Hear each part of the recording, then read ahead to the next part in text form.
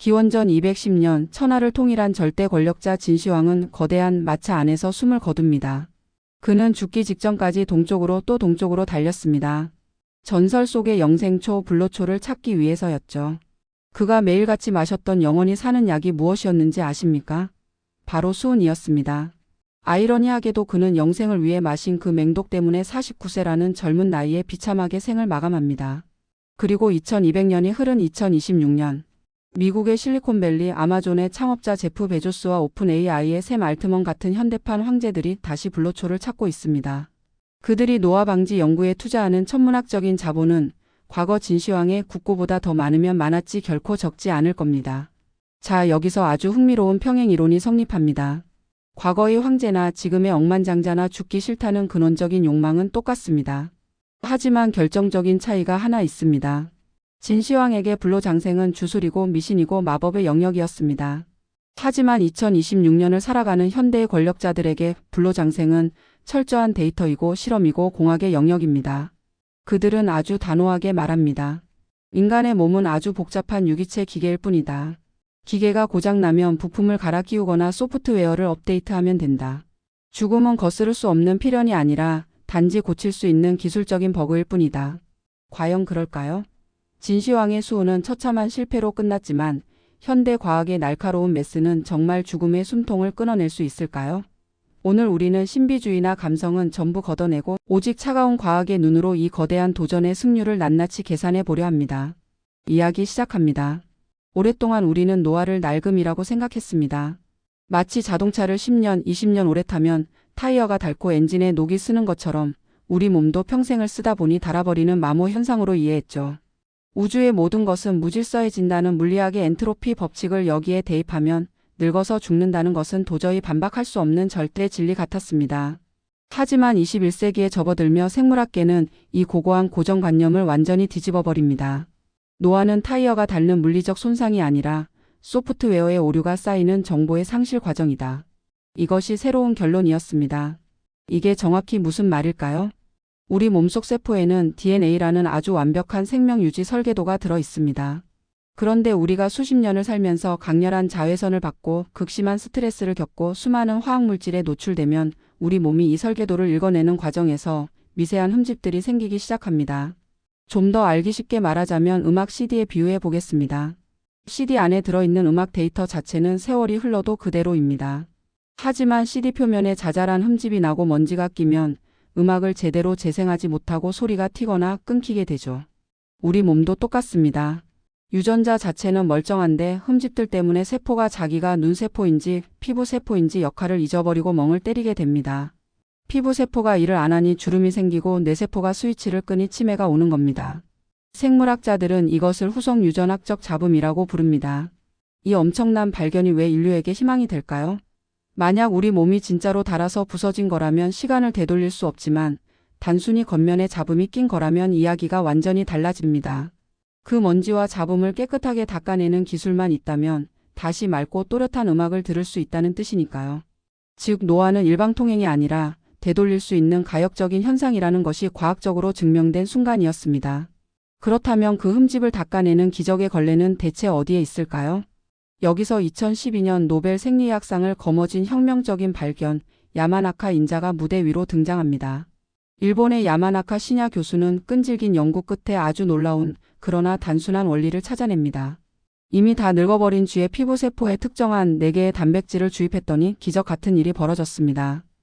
그 늙은 세포가 시간을 거슬러 올라가 갓 태어난 엄마 뱃속의 배아 줄기세포 상태로 완벽하게 초기화된 겁니다. 이건 마치 여러분의 스마트폰이 너무 오래되어 버벅거릴 때 설정 메뉴에 들어가 공장 초기화 버튼을 누르는 것과 정확히 같은 이치입니다. 그동안 깔려있던 쓸데없는 앱이나 바이러스, 즉 노화의 흔적은 전부 지워지고 하드웨어는 방금 박스에서 꺼낸 새 폰처럼 쌩쌩해지는 원리죠. 실제로 하버드 대학의 데이비드 싱클레어 교수 연구팀은 이 기술을 응용해 역사적인 실험에 성공했습니다. 늙어서 시신경이 손상되어 앞을 보지 못하는 쥐의 눈에 이 초기화 인자를 주입한 겁니다. 쥐의 눈은 수술을 받은 것이 아닙니다. 단지 눈세포의 시간이 젊은 시절로 거슬러 올라갔을 뿐입니다. 그리고 놀랍게도 쥐의 시신경은 다시 재생되었고 쥐는 잃어버렸던 시력을 되찾았습니다. 와, 그럼 야마나카 인자 주사 맞으면 바로 젊어지나요? 불행히도 아직은 아닙니다. 치명적인 부작용이 있기 때문입니다. 쥐 실험 과정에서 이 인자를 너무 강력하게 작동시켰더니 멀쩡하던 쥐의 몸 곳곳에서 기형적인 종양이 발생했습니다. 이를 테로토마라고 하는데 세포가 너무 어려지다 못해 피부 세포가 갑자기 이빨이나 머리카락을 만들어내는 등 정체성의 혼란이 발생하는 것입니다. 또한 인간의 몸은 30조 개의 세포가 정교하게 맞물린 오케스트라입니다. 뇌세포, 심장세포, 간세포가 서로 다른 속도로 늙어가는데 전체를 동시에 똑같이 젊게 만드는 컨트롤 기술은 아직 부족합니다. 간은 20대로 돌아갔는데 심장은 80대라면 그 불균형이 오히려 쇼크사를 유발할 수 있습니다. 그럼에도 지금 전 세계 네로라하는 천재 과학자들과 억만장자들은 이 기술을 인간의 몸 전체에 적용하기 위해 사활을 걸고 있습니다. 이 기술에 가장 필요한 것은 압도적인 정밀함입니다. 정확히 늙고 병든 세포만 골라내어 암으로 변이되지 않을 만큼만 아주 살짝 딱 20대 수준까지만 젊게 만들고 멈추는 완벽한 브레이크 기술이 필요한 것이죠. 인간의 머리와 손끝으로는 도저히 계산할 수 없는 이 거대한 정밀함을 도대체 누가 해결해 줄 수 있을까요? 진시황 시대의 사람들은 감히 상상조차 못했던, 그리고 불과 20세기 후반에 천재 의사들도 가지지 못했던 인류 역사상 가장 강력한 조력자가 등장합니다. 바로 인공지능 AI입니다. 생물학이 물리학이나 화학보다 발전이 더딘 이유는 단 하나, 경우의 수가 인간의 상상을 초월할 정도로 너무 많기 때문입니다. 우리 몸을 구성하는 단백질 구조 하나가 접히는 경우의 수는 우주에 존재하는 모든 별의 숫자보다 많다고 합니다. 아무리 똑똑한 인간 연구원 수만 명이 평생 실험실에 앉아 현미경을 들여다보고 비커를 흔들어도 영생의 비밀을 담은 그 하나의 완벽한 구조를 찾아내는 것은 불가능에 가깝다는 것입니다. 그런데 구글 딥마인드가 개발한 인공지능 알파폴드는 인간 과학계가 지난 50년 동안 매달려 겨우 밝혀낸 단백질 구조의 양을 비웃기라도 하듯 지구상에 존재하는 거의 모든 단백질의 3차원 구조를 단 며칠 만에 전부 해독해 버렸습니다. 인간의 직관과 경험을 압도적인 연산 속도로 짓밟아 버린 겁니다. 이제 인공지능은 단순히 복잡한 계산을 대신해주는 계산기를 넘어섰습니다. 그들은 가상세계 안에서 무한한 생물학적 시뮬레이션을 돌립니다. 만약 이 60대 환자의 유전자에 A라는 화학물질을 이 정도 농도로 투여한다면 10년 뒤에 간 조직이 젊어질까 아니면 암세포로 변할까? 이것을 현실에서 인간을 대상으로 실험하려면 최소 10년의 시간과 막대한 윤리적 희생이 따릅니다. 하지만 인공지능은 슈퍼컴퓨터 안에서 수억 번의 가상 생체 실험을 돌려 단 몇 분 만에 99%의 정확도를 가진 결과를 출력해냅니다. 과거에는 불로초를 찾기 위해 병사들을 이끌고 험한 산을 헤매거나 수천 가지 정체불명의 약초를 직접 먹어보며 독에 중독되어야만 했습니다. 하지만 지금의 과학자들은 키보드를 두드리며 인공지능에게 묻습니다. 인공지능은 전 세계의 모든 유전자 데이터의 바다를 순식간에 헤엄친 뒤 노화를 억제하고 세포를 재생시킬 완벽한 분자 구조식을 화면에 띄워줍니다. 바야흐로 약을 발명하는 시대에서 약을 계산하고 생성하는 시대로 진입한 것입니다. 하지만 현재의 인공지능과 슈퍼컴퓨터도 여전히 치명적인 한계를 가지고 있습니다. 기존의 컴퓨터는 0과 1이라는 단순한 논리로만 세상을 이해합니다. 그렇기에 생명체 내부에서 일어나는 빛보다 빠르고 미세한 원자 단위의 불확실한 양자역학적 상호작용을 100% 완벽하게 예측하지는 못합니다. 우리가 놀라워하는 AI도 그저 과거의 데이터를 바탕으로 가장 확률이 높은 정답을 흉내낼 뿐이죠. 하지만 너무 실망하지 마세요. 먼 미래에 허황된 공상과학 영화가 아닌 2026년 현재 IBM과 구글을 비롯한 전 세계 최고의 두뇌들이 가장 뜨겁게 경쟁하며 개발 중인 궁극의 존재, 바로 양자 컴퓨터가 있기 때문입니다. 불로장생을 이야기하는데 왜 갑자기 차가운 컴퓨터 기계 이야기가 나오는지 의아하실 겁니다. 우리 몸의 핏줄, 장기, 세포를 계속 쪼개고 쪼개어 들어가면 결국 눈에 보이지 않는 원자와 전자로 이루어져 있습니다. 이 아득히 작은 미시세계는 우리가 사는 세상의 물리 법칙이 아니라 아주 기묘하고 변덕스러운 양자역학의 지배를 받습니다. 그런데 지금 우리가 책상에 두고 쓰는 컴퓨터나 수천억 원짜리 슈퍼컴퓨터로는 이 양자 세계의 움직임을 완벽하게 계산할 수 없습니다. 하지만 양자 컴퓨터가 본격적으로 상용화된다면 이야기는 완전히 뒤집힙니다.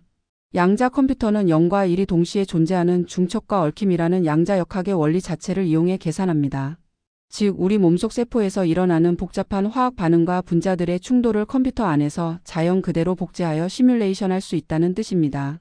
이것이 가져올 의학적 파괴력은 디지털 트윈이라는 개념으로 완성됩니다. 디지털 트윈이란 양자 컴퓨터 속 가상 공간에 당신의 유전자, 식습관, 세포 노화도 하나하나까지 완벽하게 똑같이 복제된 가상의 나를 만들어두는 것입니다. 당신의 몸에 병이 생기거나 노화가 급격히 진행될 때 현실의 당신 몸에 아직 안전성이 검증되지 않은 낯선 회춘 약물을 직접 투여하는 건 매우 위험한 행위와 같습니다. 대신 의사들은 양자 컴퓨터 속에 있는 가상의 당신에게 수백만 가지의 치료법과 유전자 조작을 1초 만에 시도해 봅니다. 이 성분을 투여했더니 가상의 당신은 3년 뒤에 심장마비로 사망하네. 즉시 탈락. 저 유전자 가위를 이용해 특정 DNA를 잘라냈더니 가상의 당신은 어떤 부작용도 없이 신체 나이가 20년 젊어지네. 완벽하게 통과. 이렇게 되면 인류는 역사상 처음으로 개인 맞춤형 불로장생 알고리즘을 손에 쥐게 됩니다. 지구상의 모든 인간을 젊게 만들어주는 만병통치약 같은 불로초는 영원히 존재하지 않을지도 모릅니다. 하지만 나라는 개인의 유전적 특성에 딱 맞춘 오직 나만을 위한 생명 연장 코드는 양자 컴퓨터가 찾아낼 수 있다는 뜻입니다. 세계 최고의 미래학자들은 인공지능의 학습 능력과 양자 컴퓨터의 연산 능력이 완벽하게 결합하는 양자 특이점이 오면 인류의 기대 수명은 우리가 상상하는 100세, 120세를 넘어 기하급수적으로 폭발할 것이라고 보고 있습니다. 그 시점이 언제냐고요? 과학계는 빠르면 2030년대 후반, 늦어도 2045년 무렵으로 예측하고 있습니다. 불멸의 시대는 이미 우리 세대의 시간표 안에 들어와 있는 겁니다. 자, 양자 컴퓨터가 완벽한 약을 찾아내고 나노 로봇이 내 몸속을 돌아다니며 고장난 세포를 실시간으로 수리해서 내 육체를 20대의 모습으로 150년 동안 싱싱하게 유지했다고 가정해 봅시다. 너무나 기쁘죠. 이제는 사랑하는 사람과 오래 함께 할 수 있고 또 아프지도 않고 영원히 살 수 있다고 생각하니까요. 하지만 인류가 영생으로 가는 길목에는 첨단 과학으로도 쉽게 뚫어낼 수 없는 마지막 절대 성역이 버티고 서 있습니다. 바로 당신의 뇌입니다. 심장을 인공심장으로 바꾸고 간을 3D 프린터로 뽑아낸 인공간으로 갈아 끼워도 당신의 성격이나 자아는 변하지 않습니다. 당신은 당신입니다. 하지만 뇌는 다릅니다.